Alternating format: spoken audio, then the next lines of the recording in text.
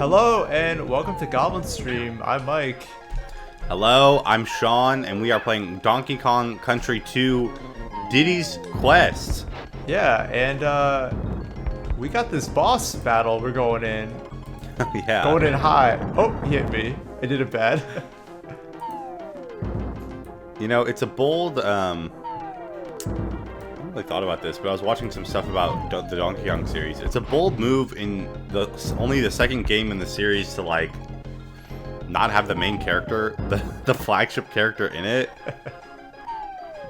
Yeah. Like, that's like if the second Mario game didn't have Mario. Well, maybe they got tired of Donkey Kong and they said, we gotta get rid of this guy. His sprite is too big on the screen. We're tired of animating him. Because he's not in the third game either. Yeah, the third game is Dixie. It even goes further and it takes out Diddy, and then it's Dixie and a new character. Yeah, Dixie and Baby Kong you never see ever again. They really decided against that. Yeah, that sucks. I liked Baby. You liked Baby? I hated Baby. Yeah, he was funny. He's stupid. Also, you don't really see Dixie a lot either. No, you really don't. Oh, I hit him. I did it right. I saw some quote from Microsoft where they're like, oh, maybe that was about Banjo-Kazooie, not Donkey Kong. Why? Tell me anyway. They're just like, Rare can make a Banjo-Kazooie if they want.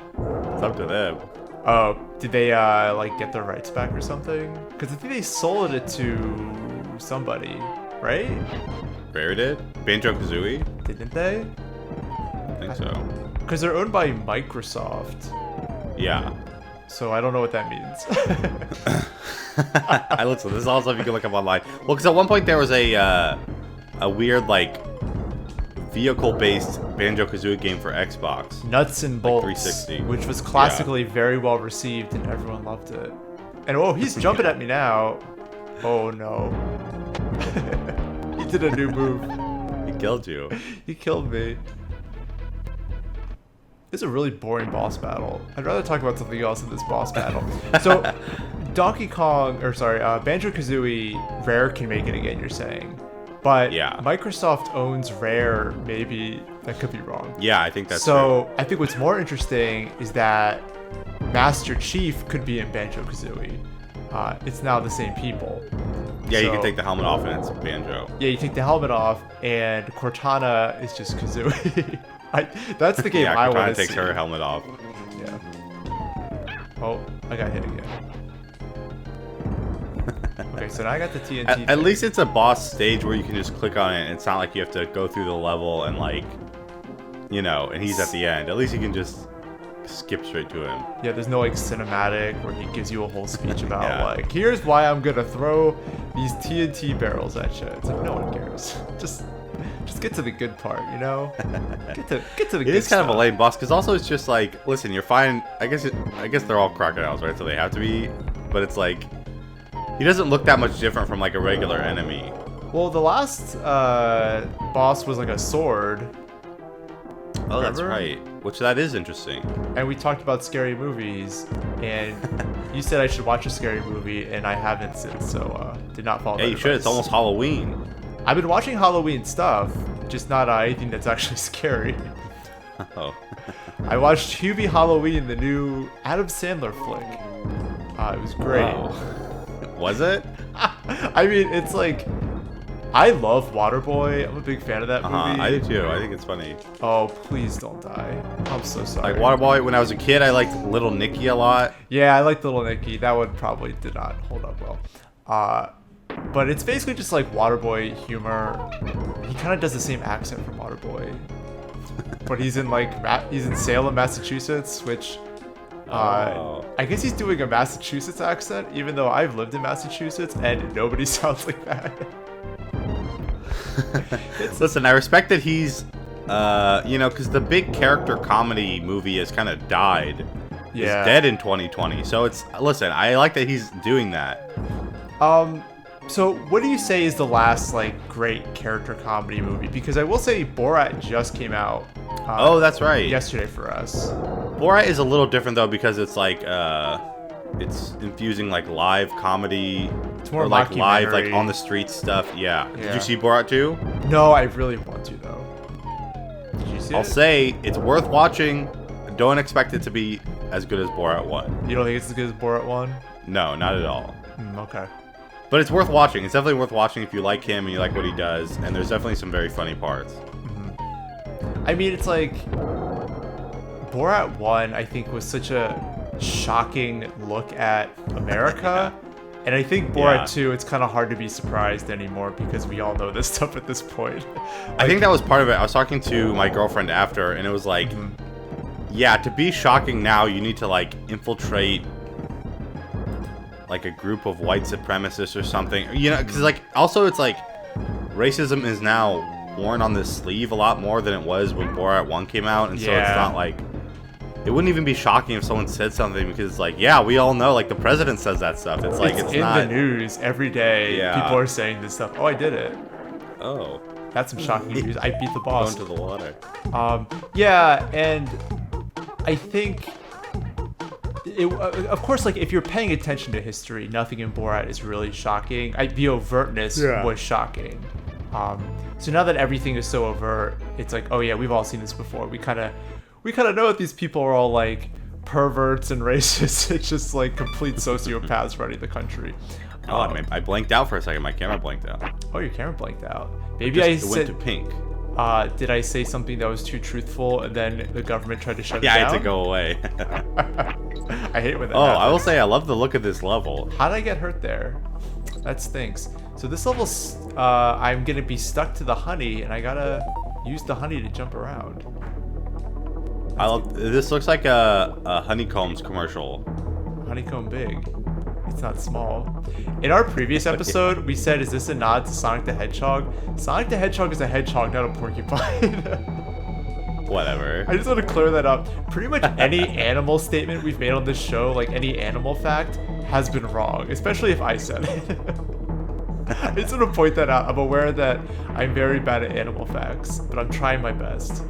But I will say, listen, it was the 90s. I am gonna say it is a nod to Sonic.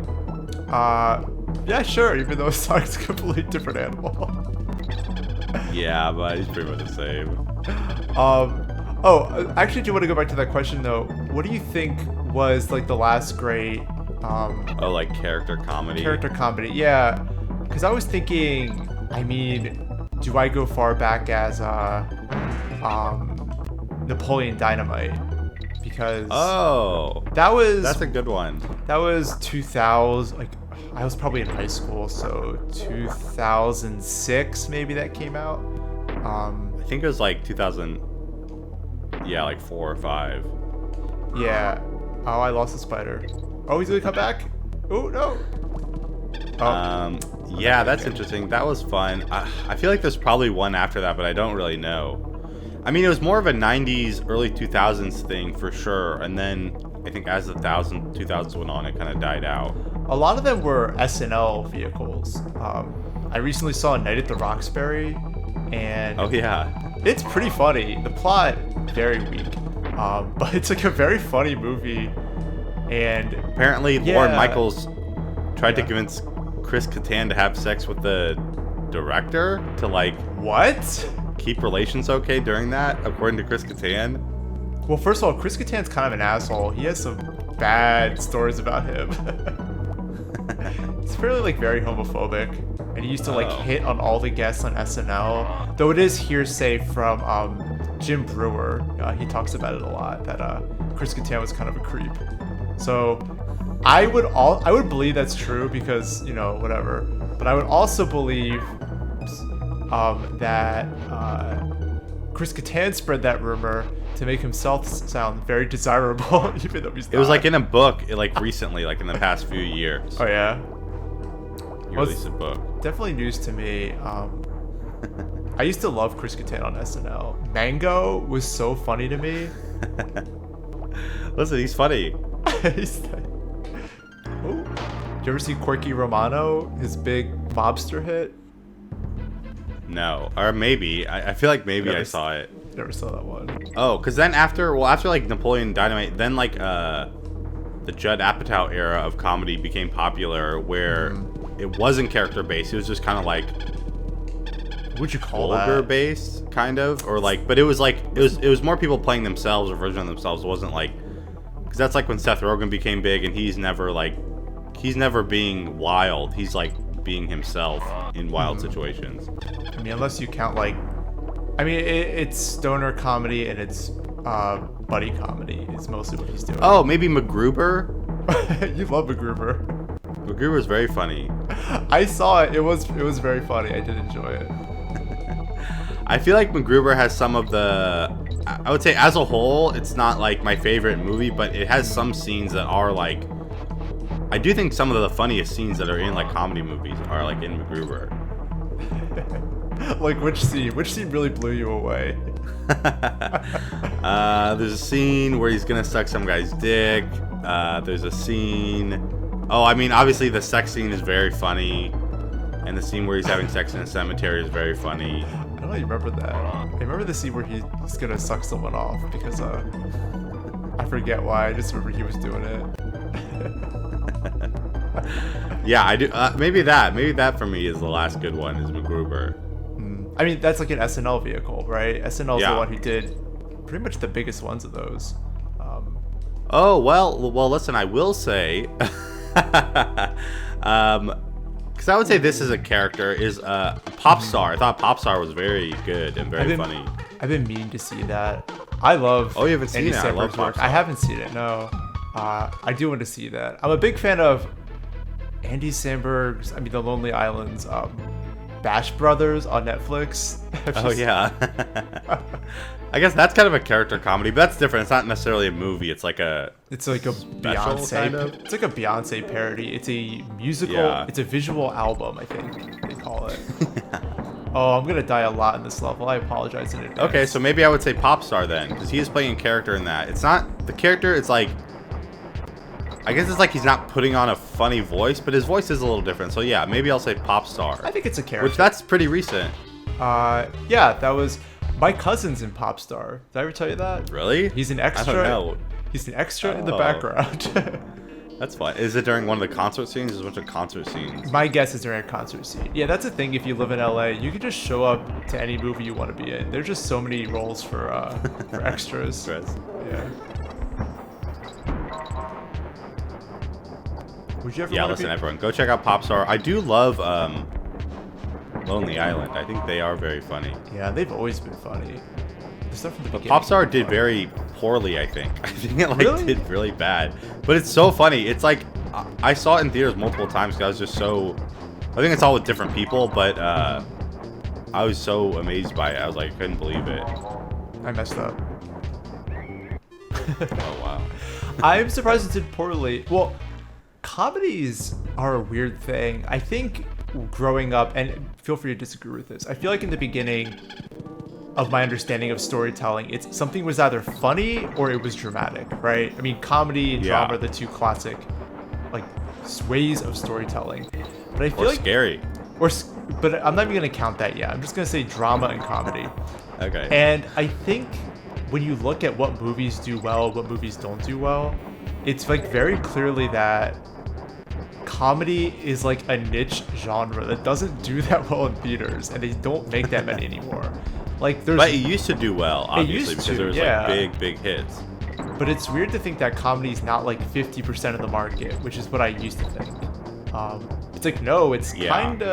kinda niche. Even in TV shows, there's not like tons and tons of comedies. You don't think so? I feel like don't think so. But I feel like a lot of TV shows are comedy. I mean, certainly almost all animated TV is comedy, except for that's made in America at least. I don't know. I think there is a lot of TV comedy, I would say, but it's just become maybe more subtle or more like integrated in drama sometimes. Yeah, it's like even the rise of dramedies, which I do watch a lot of, like things that aren't purely just vehicles for joke telling. Like the purest of comedies, like a Mr. Bean, perhaps. Yeah. It just He's the height of comedy for you. he's the height of comedy for me because he only serves to do comedy. Like that's the only That's reason he true. exists. There's no dramatic arc. There's no romantic love interest. It's just jokes. So in that sense, it's like that version of comedy has died out. Everything's kind of a hybrid of multiple things. That's true. Even like Yeah. Pen 15, which I think is very funny and one Amazing. of the Yeah. like a new great comedy, is like also very dramatic and like has like pure drama beats also. Did you finish the second season? I haven't seen any of the second season. Okay, so the second season, there are episodes that I would argue are like not comedies at all. It's just straight drama. Oh, really? And I think it's great. Like I love it, and I think that show Yeah. is like so. Oops.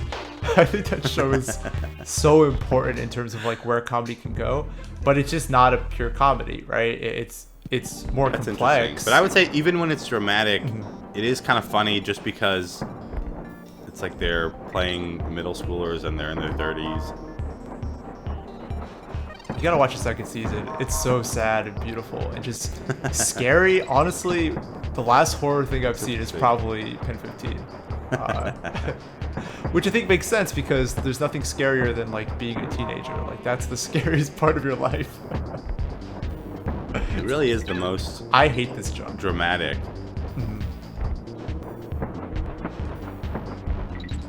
You're doing it. I'm kind of doing it. Those it's not how scary. Those carts are terrifying.